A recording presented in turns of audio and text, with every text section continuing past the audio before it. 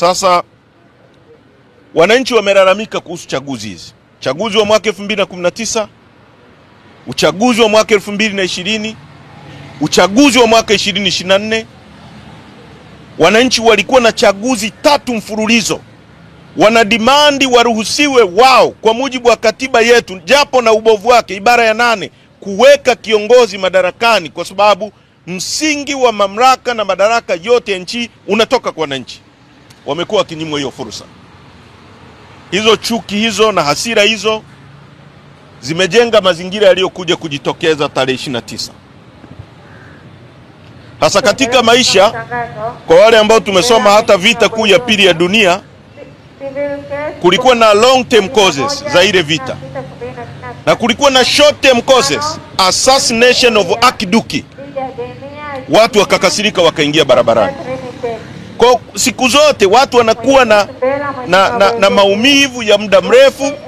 Sasa kuna kitu kina spark, kinaleta matatizo. Kwa wananchi wa Tanzania wamekuwa na malalamiko dhidi ya uonevu.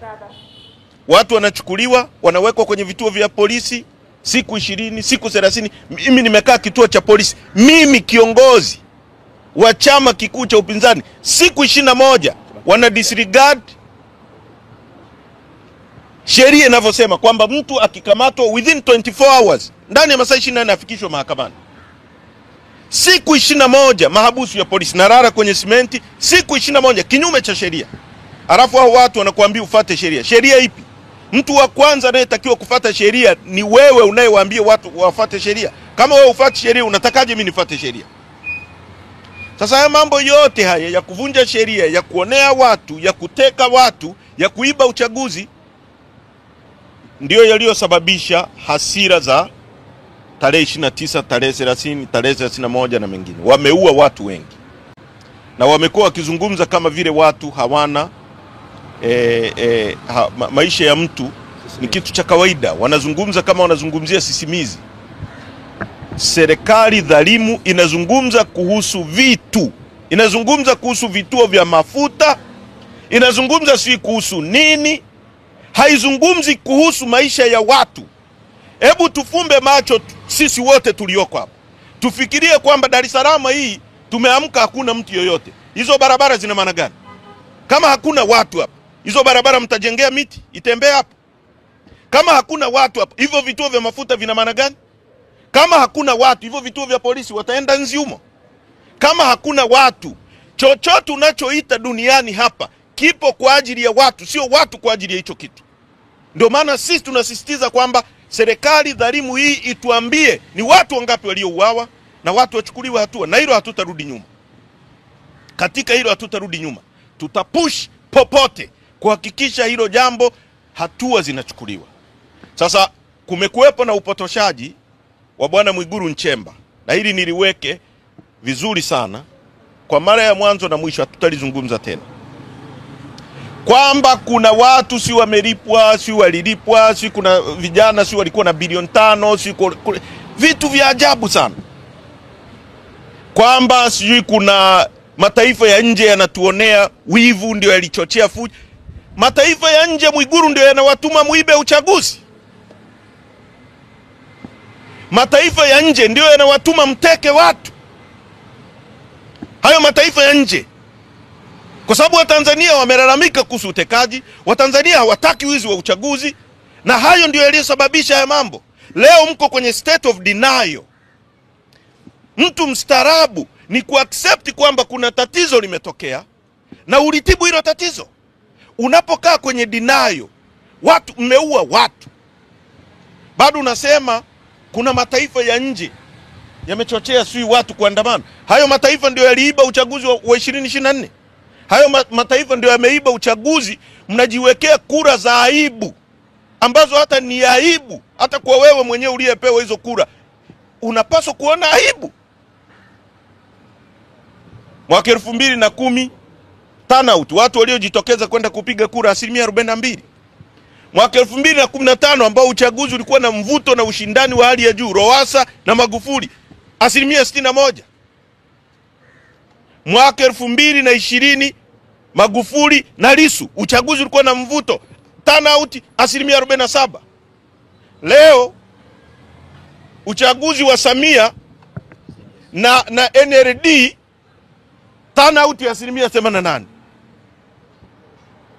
Tumekuwa laughing stock ya dunia, kichekesho duniani. Kila TV na tutangaza kwamba mtu anapata 98%. Haijawahi kutokea. Wapiga kura waliojiandikisha ni milioni 37, lakini kwa Samia wamejitokeza kupiga kura milioni 31. Haijawahi kutokea hiyo kitu duniani. Ni miujiza. Sasa mambo haya ndiyo yanayochochea chuki. Tuna serikali ambayo imejiweka madarakani bila ridhaa ya wananchi kwa kutumia mtutu wa bunduki na kuua watu wengi. Serikali ambayo wananchi hawajaichagua, kwa sababu wote tunajua kwamba kura hazikupigwa tarehe 29 kwa nchi nzima, maeneo mengi. Kwa ni serikali sio na ridhaa ya umma. Sasa kuna vitu ambavyo vinafanyika ambavyo vinataka kupotosha kwa makusudi, ambavyo lazima tuviweke vizuri. Jambo la kwanza,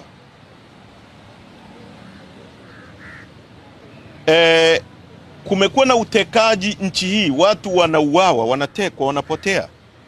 Na mara zote sisi kama chama na wananchi wengine ambao wanaipenda nchi hii, viongozi wa dini wanaoipenda nchi hii, wamesema mambo haya. Amesema watu wanatekwa, na sisi tunajua. Sisi Chadema ni wahanga wakubwa wa watu kutekwa. Ametekwa Mdude Nyagali, ametekwa Deusdedit Soka, alikuwa mwenyekiti wetu wa vijana. Wametekwa kina Ben Sanane, wametekwa kina Kipanya, viongozi wetu wa chama hao wengi kwa mamia, na wamepotea. Na wameteka mpaka watu wa CCM ambao ni high ranked officers wa CCM, ambao wamekuwa viongozi wakubwa wa CCM, katibu mwenezi wa CCM kitaifa, barozi wa Tanzania kwenye nchi mbalimbali, mkuu wa wilaya. Sasa uwezi kupuuza mazingira ambayo watu wanapotea na serikali ipo na serikali iko kimya. Hayo mambo yamekuwa yakiboil up hasira za Watanzania, kwa sababu Watanzania hawataka kuishi kwa hofu. Chaguzi zinaibiwa. Watanzania wangependa waweke viongozi madarakani wanaowajibika kwao, ambao watatumia rasilimali zao. Na naona sasa hivi CCM inazungumza kwamba tuna rasilimali nyingi. Huko nyuma imekuwa inasema hatuna rasilimali, ndio maana sisi ni maskini. Sasa hivi wanasema tuna rasilimali nyingi. Sisi tumekuwa tuna maintain kwamba nchi hii ina rasilimali nyingi na hakuna mtu anastahili kulala njaa, hakuna mtu anastahili kuishi vibaya kwa sababu tuna rasilimali. Wamekuwa wakipinga. Na sisi tumekuwa tuna maintain. Kinachotufanya tuwe hapa ni uongozi wa hovyo, mbovu, usiotokana na ridhaa ya wananchi. Kwa sababu kama hutokani na ridhaa ya wananchi, huwajibiki kwao, unawajibika kwa mtu mwingine aliyekuweka. Kama unawajibika kwa wananchi, unajua wanaweza kukuwajibisha, lazima uwajibike vizuri. Tunataka hatua za haraka zichukuliwe kuepusha nchi hii kuingia kwenye matatizo. Hatua za haraka zichukuliwe za kuhakikisha walio watu wanachukuliwa hatua. Wasishift blame. Watu walioagiza watu kupigwa risasi wachukuliwe hatua. Chama chetu kifunguliwe. Hizi kesi za kisiasa ziondolewe hapa. Tufanye shughuli zetu za kisiasa, kwa sababu hatutaacha. Kwa hiyo kupita huko kusema sisi tuna uranium, sisi tuna bandari. Bandari gani? Bandari si wamekabidhiwa Waarabu hapa. Kijana naye rara njaa hapa. Hiyo bandari inamfaidi nini? Hayo madini mnayosema tuna madini, watu hawana hata maji ya kunywa hapa Dar es Salaam. Miaka 64 baada ya uhuru, maji ya kunywa, taifa la 3 kwa kuwa na vyanzo vingi vya maji. Watu hawana maji, tunazungumza maji. Hizi ndio demand za Watanzania. Sasa ni vizuri tukawaambia watu wa Tanzania sio wajinga. Watanzania wanajua nyie ndio mmeingiza nchi hii kwenye matatizo haya kwa kuteka watu, kwa kuiba rasilimali za nchi, kwa kuiba uchaguzi, kwa kuumiza watu na kuonea watu. Nyie mnaochochea watu, na ni vyema mkashusha kiburi, kwa sababu this country won't be the same again. Hamwezi kuirudisha kwenye minyororo hiyo mliokuwa mmeifunga. Watanzania wamekataa, wamewaambia hawataki kuwa watumwa wenu. Kwa hilo lilikuwa ni muhimu sana tuliseme. Mambo mengine tutayazungumza baada ya kikao cha kamati kuu, lakini msikubali, Watanzania msikubali upotoshwaji wa makusudi anaofanya Mwigulu tena na tena kwa kurudia. Wajiulize, wako madarakani kihalali? Nani aliyewapigia kura? Na hilo ndio swala la muhimu ambalo Watanzania wanataka sasa litatuliwe. Wapate nafasi ya wao kuamua nani awe kiongozi wao kwa kura zao. Na hapa hatuzungumzi kwamba ni lazima iwe Chadema. Hapana, kuwe na mfumo huru. Watanzania wakiamua ni CCM waamue wao, wakiamua ni Chadema waamue wao, wakiamua ni NLD waamue wao. Watanzania hawataki tena uchaguzi wa nchi hii kuamuliwa na watu wamekaa ofisini wanapika. Hebu fikiria kama nchi nzima watumishi wa umma wameshirikishwa kufoji kinachoitwa matokeo. Unajenga culture ya watumishi wa umma kufanya forgery. Kesho huyo mwalimu anayesimamia chaki akikuambia chaki hazipo wakati zipo, utamdhibiti vipi? Wakati wewe umemfundisha kufoji matokeo ya kukufanya uwe rais, uwe mbunge, uwe diwani. Huyo nesi, huyo mtendaji wa kata akikuletea takwimu za uongo ili serikali ipeleke pesa zaidi na yeye aibe, utamzuiaje?